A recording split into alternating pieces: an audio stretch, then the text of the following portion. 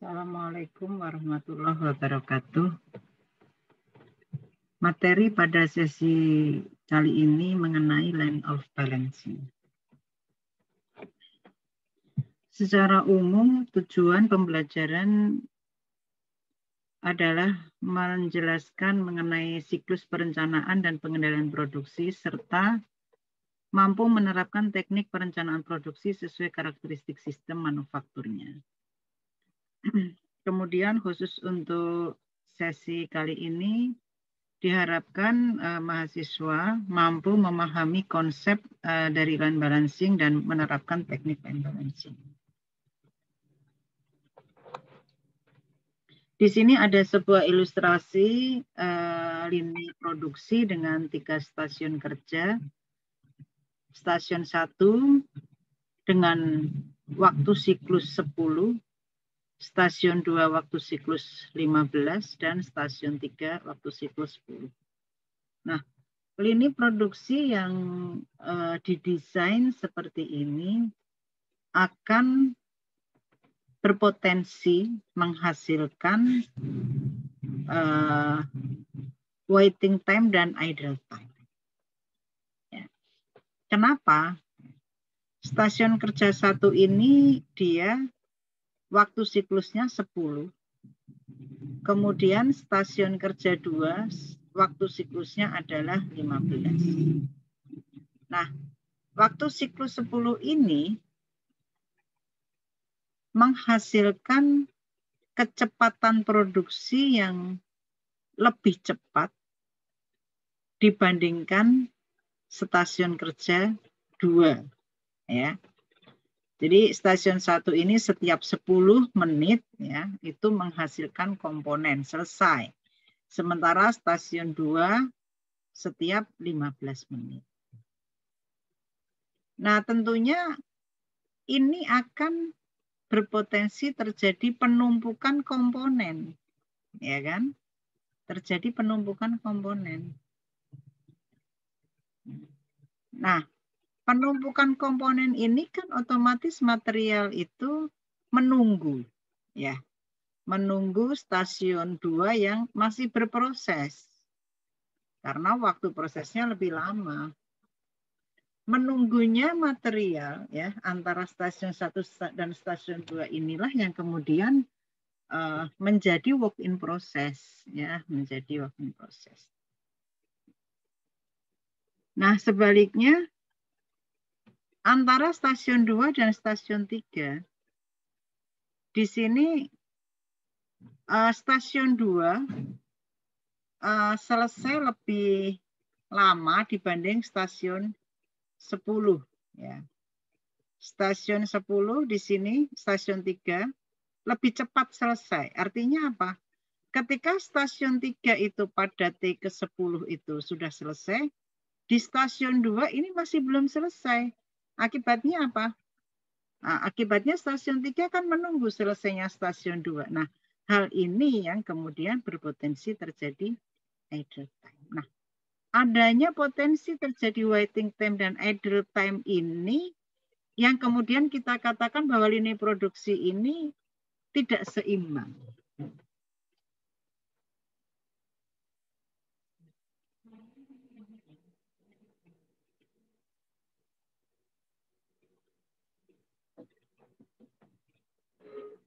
Ya, jadi ini yang kita katakan bahwa lini produksi tidak seimbang. Nah, dengan demikian bisa kita pahami bahwa sebuah lini produksi yang tidak seimbang ini tentunya akan meningkatkan waiting time.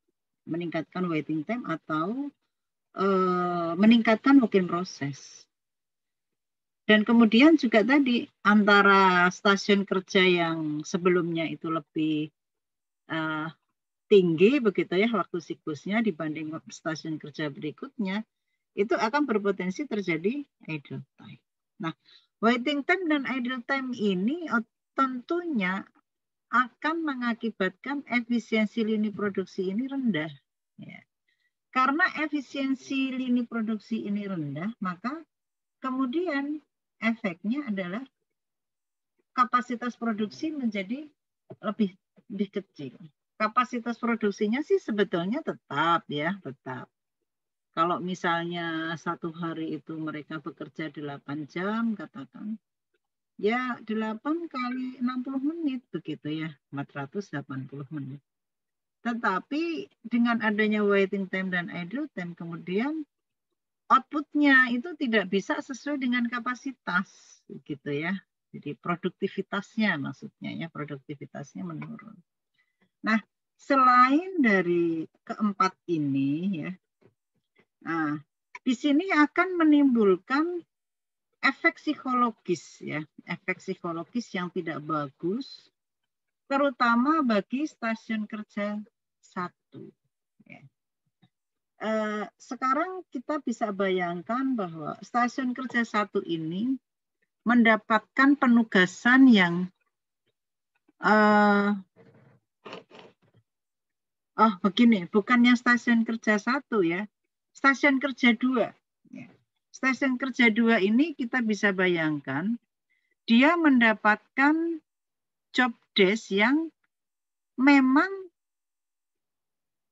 secara desain itu baru akan selesai setiap 15 menit. Ya. Dia mau bekerja sangat cepat, ya mungkin dia bisa lebih kecil dari 15 menit. Tetapi memang by design dia bekerja dengan job yang lebih lama dari stasiun kerja 3. Yang di sini dia itu waktu siklusnya hanya 10. Nah, meskipun stasiun kerja 2 itu bekerja dengan sangat antusias begitu ya, katakanlah full power begitu. Ternyata dia akan melihat bahwa stasiun kerja 3 ini selalu lebih cepat gitu ya selesai dibanding dirinya gitu ya. Nah, ini bisa menimbulkan efek psikologis begitu ya. Loh, saya itu sudah bekerja mati-matian, berdarah-darah begitu ya. Kok tetap saja lebih lambat begitu ya. Sehingga menyebabkan stasiun kerja 3 itu menganggur gitu ya. Idle begitu. Nah, ini bisa menyebabkan efek psikologis. Nah, efek psikologis ini tentunya tidak bagus ya, karena bisa mempengaruhi produktivitas juga ya, bisa mempengaruhi produktivitas juga. Nah sehingga di sini kita harus mendesain ya lini produksi supaya smooth begitu ya, supaya smooth sehingga potensi adanya waiting time dan idle time akan lebih kecil. Semakin smooth tentunya semakin kecil ya potensi adanya waiting time dan idle time. Dan inefisiensi juga tentunya lebih kecil. Sehingga harapannya apa? Produktivitas bisa menjadi meningkat ya, dan menurunkan efek psikologis. Bagaimana cara kita mendesain sebuah lini produksi? Ada 2 hal yang dibutuhkan di dalam mendesain suatu lini produksi. Yang pertama adalah waktu siklus. Pertama adalah waktu siklus. Kemudian yang kedua adalah precedence diagram. Apa itu waktu siklus? Ya. Waktu siklus adalah waktu yang dibutuhkan untuk melahirkan suatu produk. Rata-rata waktu. Ya. Rata-rata waktu. Jadi kalau misalnya rentang antara produk pertama dan produk kedua 10 menit. Kemudian produk kedua dengan produk ketiga 11 menit. Produk ketiga dengan produk keempat 9 menit. Kemudian produk keempat dan produk kelima 10. Nah, ini diambil rata-ratanya. Nah, rata-rata keluarnya produk dari lini produksi itu berapa, gitu ya. Maka itulah yang kemudian kita katakan sebagai waktu siklus. Kemudian ada yang namanya precedence diagram. Ini sangat penting di dalam membuat lini produksi karena precedence diagram inilah yang akan memberikan informasi kepada kita bagaimana sebuah produk itu akan dibuat. Ya, operasi mana yang harus didahulukan, waktunya itu berapa, kemudian diikuti oleh operasi apa, waktunya berapa, sampai produk itu selesai, ya, sampai produk selesai. Nah, tentunya ini akan penting bagi kita karena terutama kita mempunyai informasi mengenai ketergantungan antar operasi dan waktu. Nah, ini penting untuk mendesain sebuah klinik produksi. Nah, kemudian pada dasarnya line of balancing adalah sebuah proses penugasan operasi, ya, atau task itu ke stasiun kerja. Jadi operasi A ini akan saya tugaskan di stasiun mana. Operasi B saya tugaskan di stasiun mana. Operasi C, nah seperti itu. Nah, sehingga tentunya ini akan membuat sebuah stasiun kerja begitu ya, mempunyai berapa stasiun kerja itu dibutuhkan begitu ya, waktu yang dibutuhkan oleh stasiun kerja. Nah, tahap dalam mendesain sebuah line balancing ya, yang pertama adalah kita harus menentukan operasi yang akan dilakukan itu apa saja. Kemudian bagaimana urutan antar operasi, ketergantungan antar operasi. Apakah operasi itu harus dikerjakan dulu sebelum operasi yang lain? Apakah A harus dikerjakan dulu sebelum B? Ataukah A dengan B boleh paralel? Nah, ini penting ya, ini penting. Kemudian setelah kita mengetahui operasi apa saja yang dibutuhkan untuk membuat sebuah produk dan urutannya seperti apa, maka di sini kita akan bisa membuat preseden diagram. Diagram ketergantungan, ya. Diagram hubungan ya, antar operasi. Kemudian selain dari kita harus mengetahui operasi yang harus dikerjakan ya untuk membuat sebuah produk, tentunya kita harus mampu ya menghitung estimasi ya, bisa mengestimasi kira-kira setiap operasi itu waktunya berapa sih begitu ya. Setiap operasi itu waktunya seperti apa. Nah, kemudian kita akan hitung waktu siklus. Waktu siklus. Nah, waktu siklus ini ya, ini akan menjadi constraint di dalam menentukan stasiun kerja. Kenapa? Karena kalau kita menginginkan sebuah lini produksi mempunyai waktu siklus katakan 10 menit, maka stasiun kerja yang dirancang harus mempunyai waktu stasiun kerja kurang dari atau sama dengan 10 menit. Kalau sampai ada sebuah stasiun kerja yang mempunyai waktu siklus lebih besar dari waktu stasiun kerja yang lebih besar dari waktu siklus, maka waktu siklusnya tidak akan tercapai, ya. Tidak akan tercapai ya. Gimana tercapai kalau misal ya kita punya stasiun 1, 2, 3.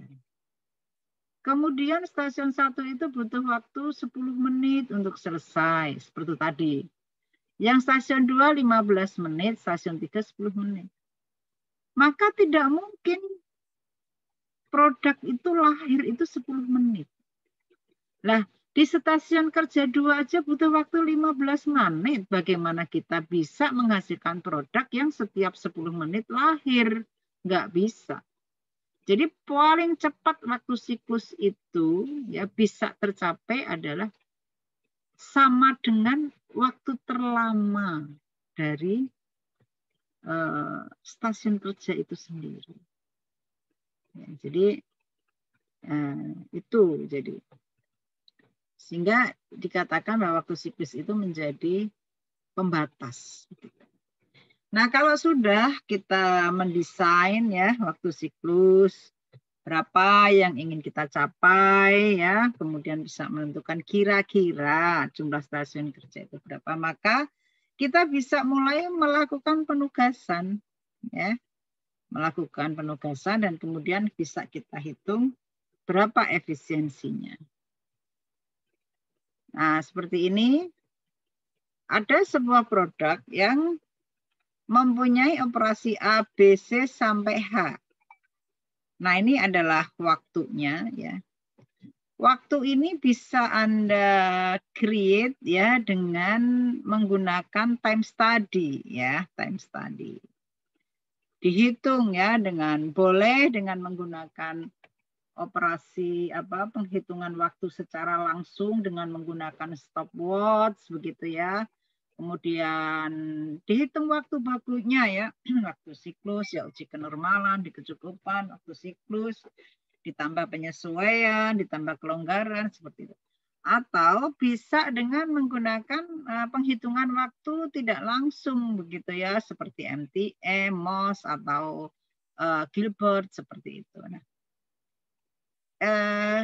yang jelas penentuan waktu ini biasanya di perusahaan merupakan kewenangan dari Departemen Engineering ya. Ada sebuah produk begitu kan datang ya mau dibuat. Itu nanti bagian engineering yang akan mengestimasi ya, memberikan oh ini kira-kira nih operasinya butuh operasi apa saja begitu ya, waktunya berapa begitu. Kemudian predesesornya apa ya? Nah, ini yang biasanya kalau di laboratorium proyek teknik industri ya, ini adalah modulnya laboratorium PSKI gitu ya. Predesesornya seperti apa? Nah, ini merupakan sebuah informasi bahwa operasi A itu tidak punya predesesor. Artinya apa? Dia itu boleh dibuat kapan saja, tidak punya predesesor. Biasanya yang tidak punya predesesor itu dibuat di awal. Kemudian B, predesesornya adalah A. Artinya apa? Artinya untuk membuat B, A harus sudah selesai. Maka A biasanya diletakkan di depannya B. Ya. Paling enggak penugasannya nanti A ini ada di stasiun yang sama atau dia ada di stasiun sebelum operasi B. Ya, jadi lebih awal. Dan seterusnya, begitu ya, dan seterusnya.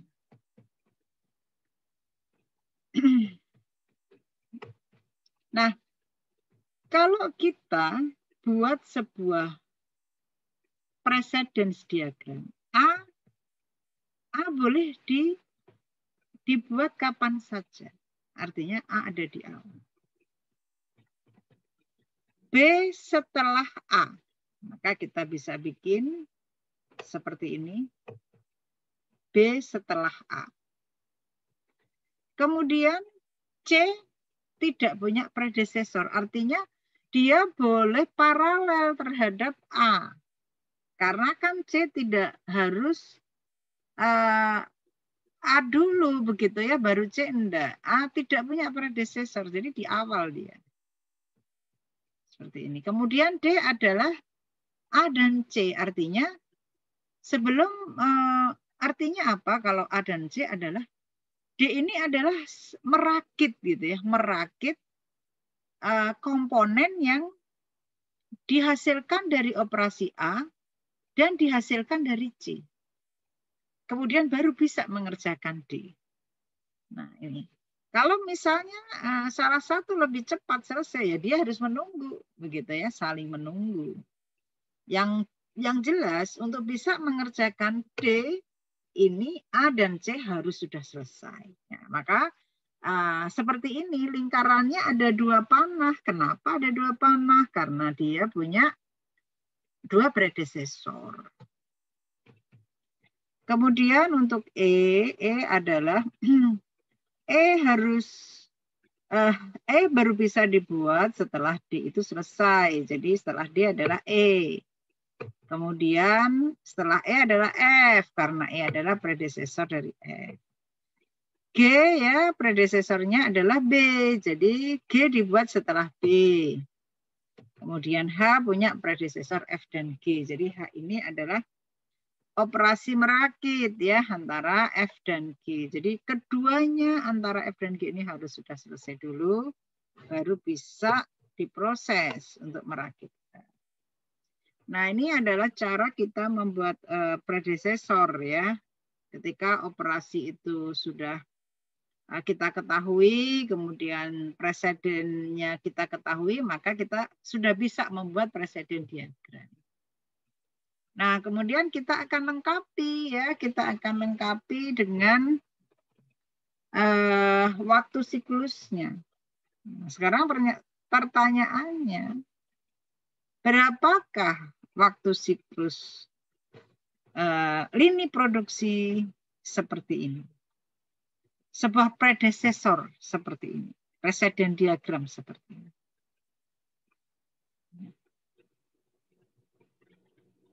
Waktu siklus yang paling cepat bisa kita lakukan adalah operasi yang paling lama.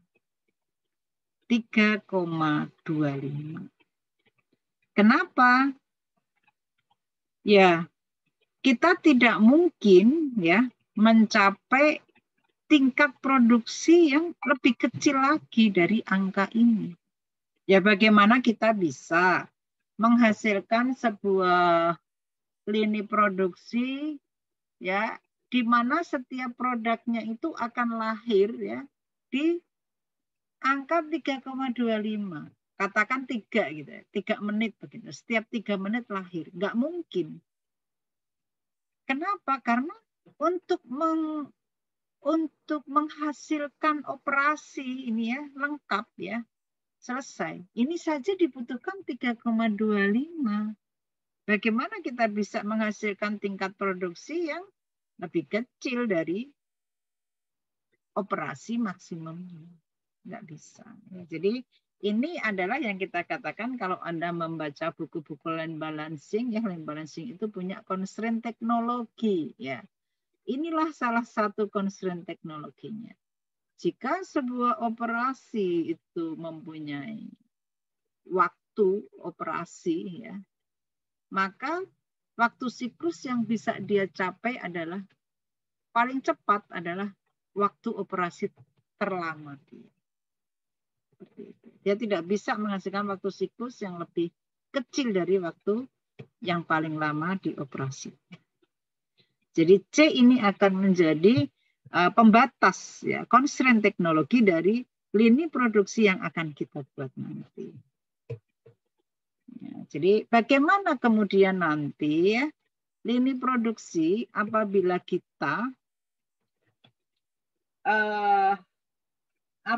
kita akan mendesain lini produksi kita dengan waktu siklusnya adalah 3,25 menit. Ya. Jika waktu produksi kita per hari adalah 420 menit, maka kita akan memproduksi atau menghasilkan produk sebesar 129 unit. Ya, 129 unit. Jadi ini adalah maksimum produksi kita gitu ya. Nggak bisa lebih besar karena ada constraint bottleneck time atau constraint ya, constraint teknologi dari operasi terbesar dia. Kalau kita ingin meningkatkan produksi ya, maka yang kita lakukan adalah dengan mereduksi bottleneck-nya ini, waktu terbesarnya. Menjadi 3 begitu, ya kita bisa mencapai berapa? 129 420 dibagi 3 ya. 420 dibagi 3 ya 140 begitu, 140.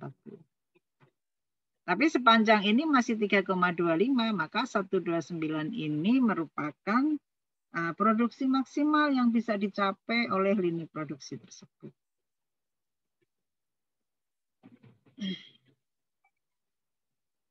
Nah, sekarang pertanyaannya, kalau misalnya ya demand kita itu hanya 100, apakah kita juga akan mendesain lini produksi kita itu dengan waktu siklus 3,25? Ya. 3,25 ini akan menghasilkan 129. Maksimalnya ini. Kalau kita mau pengen lebih, 3,25 dikurang. Nah, masalahnya adalah ternyata demand kita itu masih lebih kecil dari maksimum produksi. 129 ternyata hanya 100. Nah, apakah kita akan mendesain dengan 3,25? Ya. Kalau kita akan mendesain dengan 3,25 dan kapasitasnya 129, ternyata demand hanya 100, maka akan terjadi inventory sebesar 29, ya kan? Produksi kita 129. Permintaannya hanya 100. Nah, ada gap, ada selisih 29. Dikemanakan? Ya di gudang. Disimpan begitu.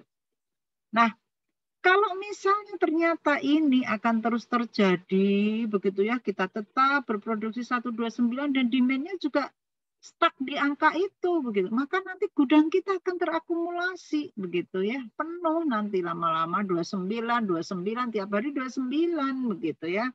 Plus minusnya di angka itu. Nah, maka apakah kita akan memaksakan ya mendesain dengan waktu siklus 3,25? Ya tentunya kita boleh saja ya mendesain sebuah lini produksi yang disesuaikan gitu ya dengan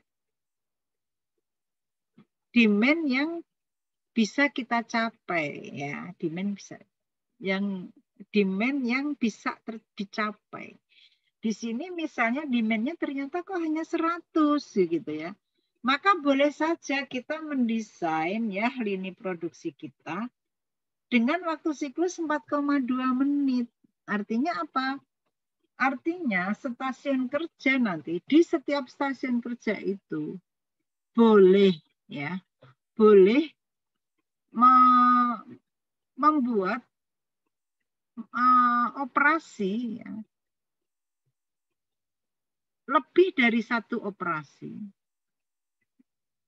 Namun total dari operasinya itu tidak boleh melebihi 4,2 menit. Karena kalau nanti melebihi 4,2 menit, ya waktu siklus yang 4,2 tidak akan tercapai, gitu. Sehingga nanti jumlah yang diproduksi malah lebih kecil nanti dari 100. Kurang malah nanti, ya kan? Seperti itu.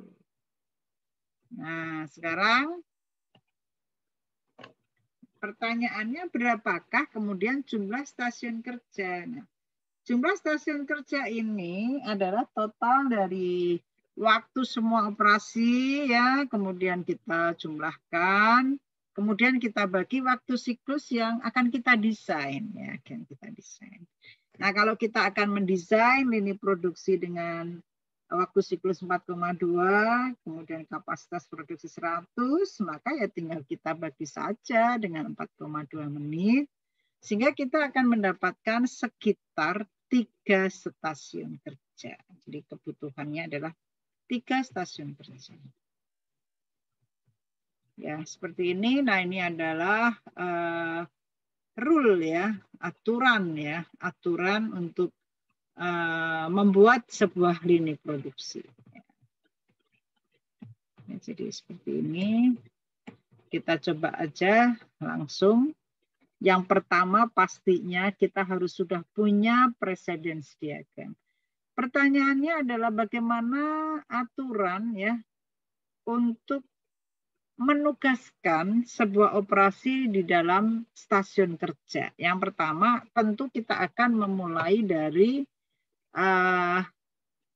operasi di awal, ya, operasi di awal yang tidak punya predecessor. Di sini tentunya A, ya, ya, A.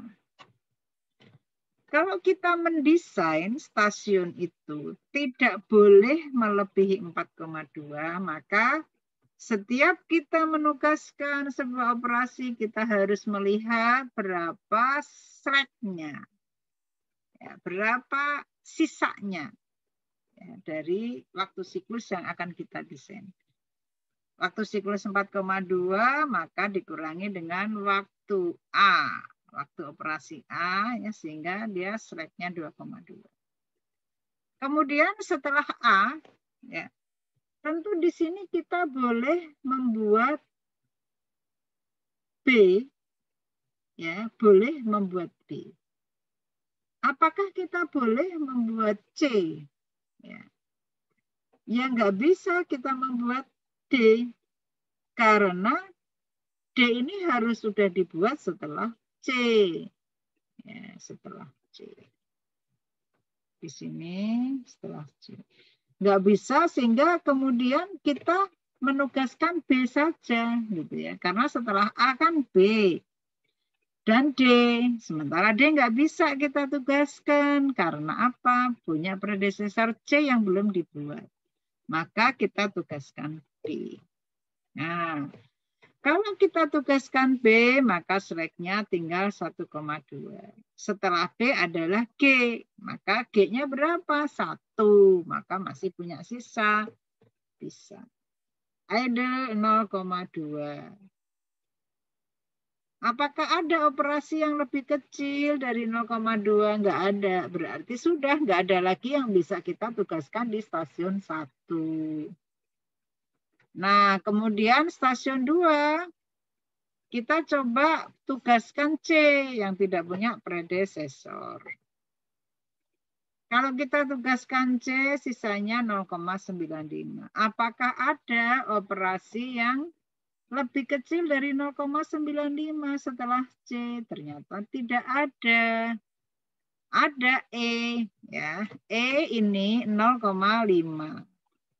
Tentunya lebih kecil dari 0,9. Tetapi sekali lagi E ini punya predecessor D yang belum ditugaskan. Jadi nggak bisa kita langsung menugaskan E. Maka di sini selesai. Tidak ada lagi yang bisa kita tugaskan. Ya. Jadi pembatasnya adalah waktu siklus dan predecessor. Kemudian stasiun 3 di sini, ya, kita akan menugaskan yang operasi yang predecessornya sudah dikerjakan di stasiun kerja 1 dan 2. Jadi di sini misalnya, ya, kita mengerjakan D, boleh, karena kan C sudah D, ya, D. Kemudian setelah D tentunya boleh E. E waktunya juga cukup. Sisa lagi 2,5. Kemudian F. Nah, masih sisa 1,5. Ternyata H juga waktunya 1,4. Jadi masih bisa. Nah, 0,1. Nah, di sini. Jadi seperti ini kira-kira, ya, penugasan di setiap stasiun kerja. Artinya, maka stasiun kerja 1 nanti operatornya harus mengerjakan operasi A, B, dan G. Dengan total waktu stasiun kerja adalah 4. Kemudian stasiun kerja 2 hanya mengerjakan C. Waktu stasiun kerjanya adalah 3,25 dengan idle 0,95. Stasiun 3 akan mengerjakan operasi D, E, F, dan H dengan total waktu 3,15. Nah, seperti ini. Ya. Apakah akan terjadi bottleneck kalau seperti ini? Ya. Coba kita bayangkan, apakah akan terjadi bottleneck dengan kondisi seperti ini ya? Idle di stasiun kerja 1 0,2. Ini lebih rendah dari 0,95. Maka di sini nanti akan potensi terjadi waiting time atau work in process. Kita lihat di sini 0,9, ini 0,1. Maka tentunya stasiun 2 ini lebih lama dibanding yang stasiun 3. Maaf. Idle itu kan menunggu ya, menunggu. Jadi justru kebalikannya. Maaf, ini idle ya. Di sini idle-nya kan waktu tunggunya lebih lama ya. Jadi di sini total waktunya kan 4, di sini 3. Jadi 4 ini lebih lama. Nah, ini nanti justru yang terjadi menunggu ini nanti. Menunggu karena ini lebih lama.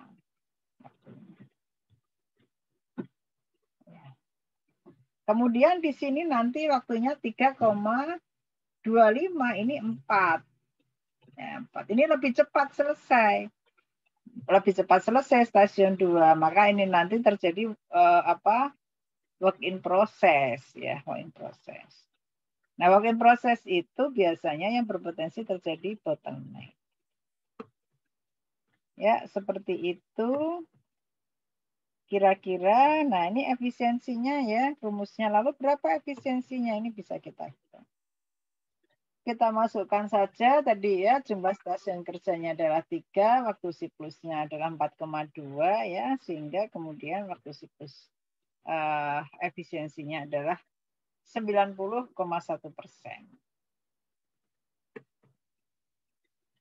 Nah, jadi di dalam waktu siklus ya, itu ada 2 pendekatan ya untuk menentukan waktu siklus. Yang pertama adalah pendekatan demand.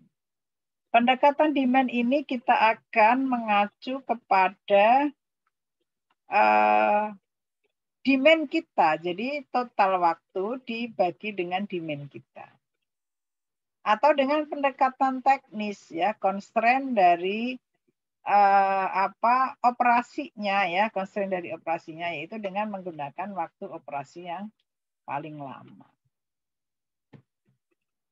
Nah, kemudian metode penugasannya itu ada beberapa metode ya. Di sini ada pertama adalah LGR, kemudian RPW, Region Approach, dan Mudian.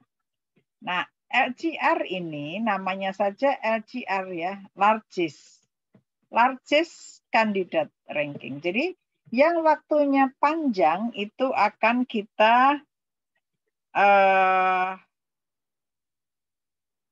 proses lebih dahulu, tetapi dengan tetap tidak boleh menabrak presiden. Jadi di sini yang paling panjang kan 10 nih. Ini ada kasih ranking 1. Ya, di sini kan waktu terpanjang kan 10. Dapat ranking 1 dia. Kemudian di sini ada 8. Dia dapat ranking 2. Nah, maka kita akan menugaskan itu berdasarkan rankingnya. 1 ini kita akan tugaskan dulu 10 ya. Ini waktu siklusnya berapa? Kita kalau menggunakan tidak ada data demand ya kita pakai waktu siklus dengan operasi paling lama 10. Ya, 10. Nah, ini tentunya 1 ya, 10 ini akan kita tugaskan lebih dulu di stasiun 1. Setelah itu tentunya stasiun 2, stasiun 1 sudah tidak bisa menerima operasi lagi karena waktu siklusnya sudah tercapai. Nah, sekarang stasiun kerja 2. Mana yang akan kita plotkan? Tentunya adalah yang ranking berikutnya, ranking 2, yaitu operasi 8. Kita lihat operasi 8. Operasi 8 di sini punya predesesor ini 2, 3, 5, dan 6.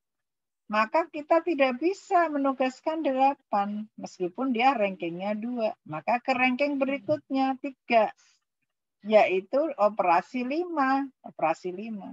Nggak bisa juga karena masih ada 2. Nah, itu seterusnya. Jadi sampai semua ditugaskan. Akhirnya kita akan dapat seperti ini. Jadi di sini akhirnya ada 5 stasiun kerja ya. Kemudian stasiun 1 itu ada 1342. Waktu stasiun 1 itu hanya operasi 1, waktunya 10. Stasiun 2 ini akan mendapat penugasan operasi 3, 4, dan 2. Totalnya adalah 9. Operasi 3, stasiun 3 mendapat penugasan operasi 5 dan 7, total waktunya 10. Dan sebagainya. Ya, dan sebagainya. Nah ini adalah metode penugasan dengan LCR ya, Largest Candidate Ranking begitu. Kemudian dengan RPW ya, kita akan membuat bobot. Bagaimana cara membuat bobot ya? Kita akan membuat bobot nanti kita akan membuat ranking ya. Ranking pertama ini adalah yang mempunyai bobot paling besar. Bagaimana cara membuat bobot? Cara membuat bobot adalah operasi tersebut sampai selesai itu jumlah waktunya berapa? Ya, jumlah waktunya berapa?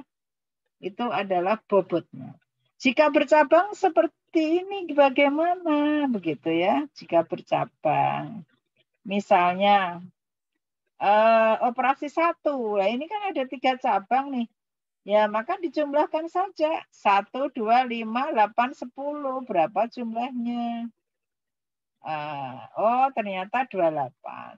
Kemudian jalur tengah 1, 3, 6, 8, 10 totalnya berapa? 26. Kemudian jalur bawah 1, 4, 7, 9, 10. Total berapa? 21. Nah, maka yang kita pilih adalah bobot yang terbesar, 28. Begitu. Bagaimana cara membuat bobot operasi 6? Ya, 6 sampai operasi terakhir berapa totalnya? 2, 8, 2, 12. Ya, di sini bobotnya 12. Nah, ranking ini tentunya adalah berdasarkan urutan saja, mana yang paling besar itu ranking yang pertama.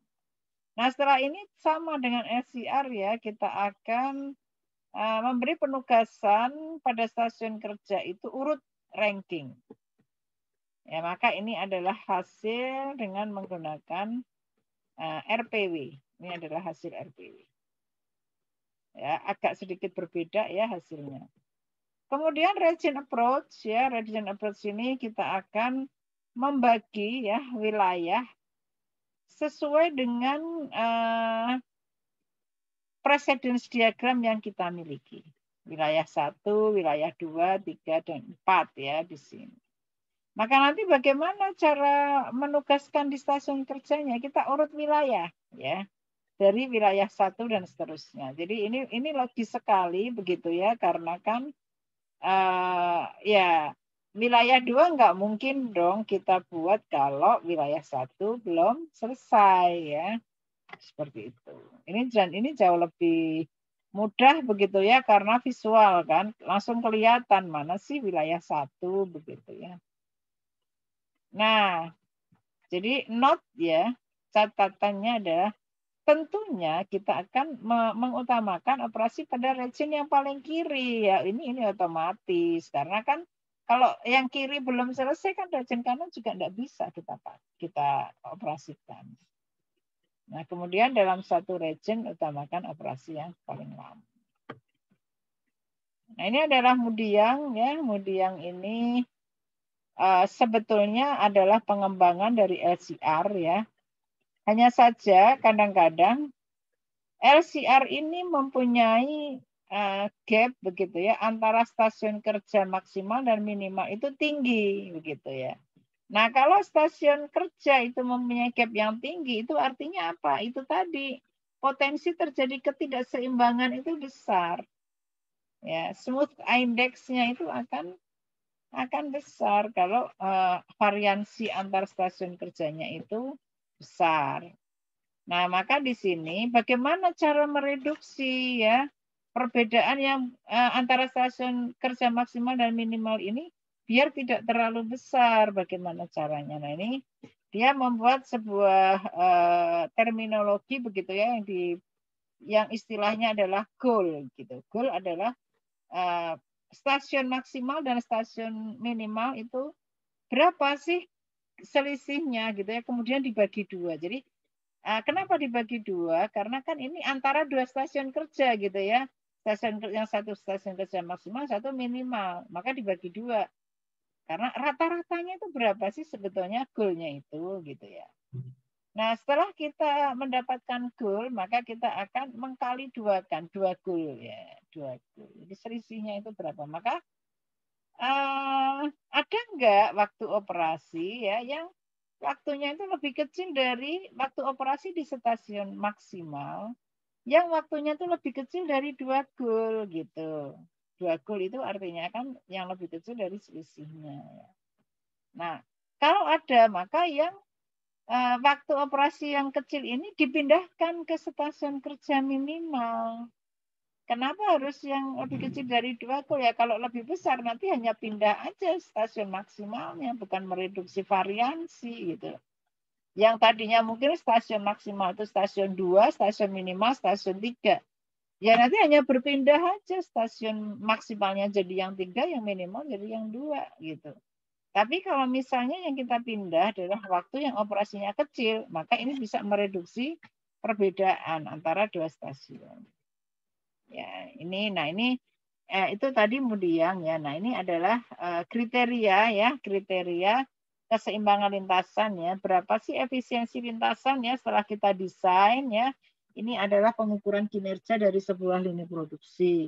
Yang satu ya ini yang populer aja ya. Jadi lintasan, efisiensi lintasan ya. Total waktu dibagi dengan jumlah stasiun kerja dikali waktu siklus.